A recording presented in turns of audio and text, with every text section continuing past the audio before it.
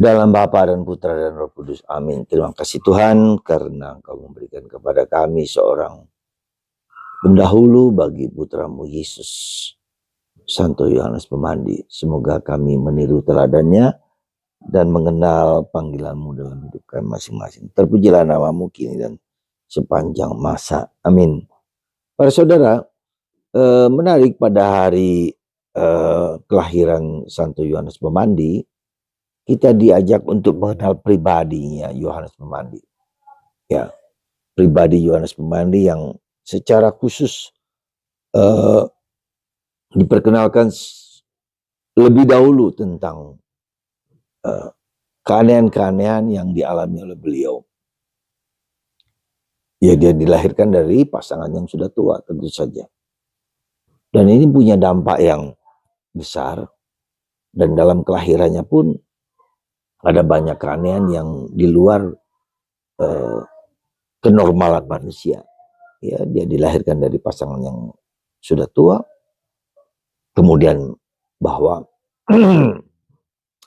orang tuanya si Zakaria bisu tuli yang harus diberi nama Zakaria, tetapi kemudian ibunya meminta dia memberi nama Yohanes, dan si Zakaria juga menulis nama Yohanes kepada Yohanes Pemandi.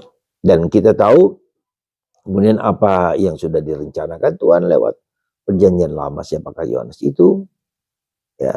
Dan kemudian Yohanes juga mendapatkan gaya kehidupan yang berbeda sama sekali dengan apa yang dialami oleh orang. Bertapa di padang gurun, ya.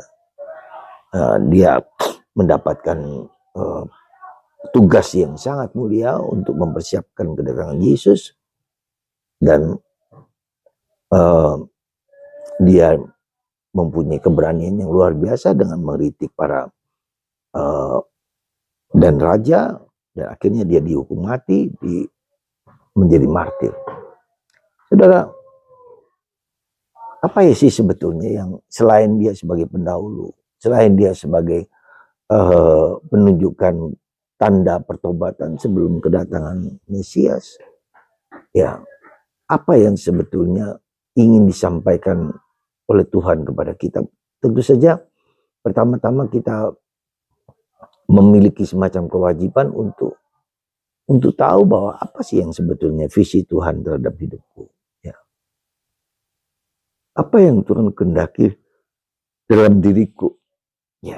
Apa yang Tuhan maui dalam diriku supaya aku bisa menyumbangkan sesuatu sekecil apapun, dan misi apa yang kira-kira Tuhan mau berikan kepadaku.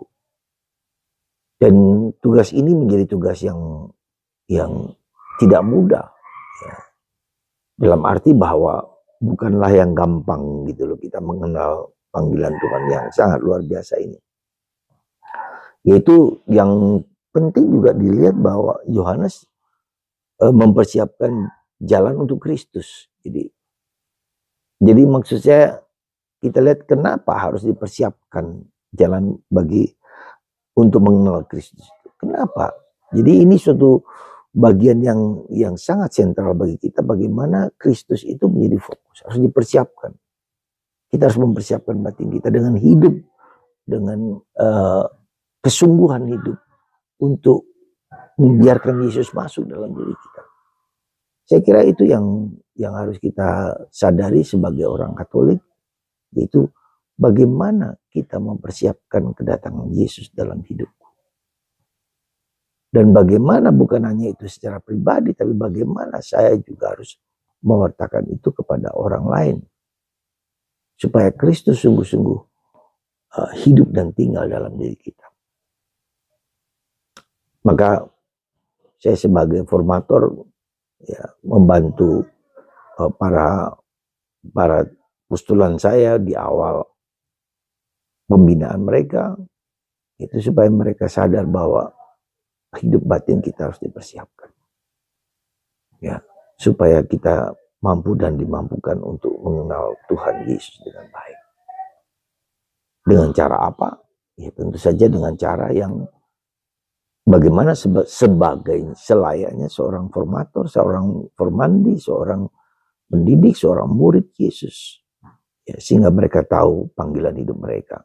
Sehingga mereka tahu apa yang harus mereka jalankan. Juga menjadi pemimpin yang berani, ya, pemimpin yang gagah perkasa.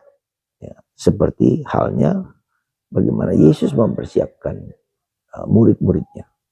Dan tentu saja ya, bukan hanya tugas tanggung jawab kita untuk mempersiapkan hati orang-orang pemimpin-pemimpin di masa depan, tapi kita mohon supaya Roh Kudus sendiri, ya, supaya Tuhan sendiri yang mempersiapkan, yang membentuk mereka menjadi pribadi yang tangguh dan dahsyat seperti Yohanes.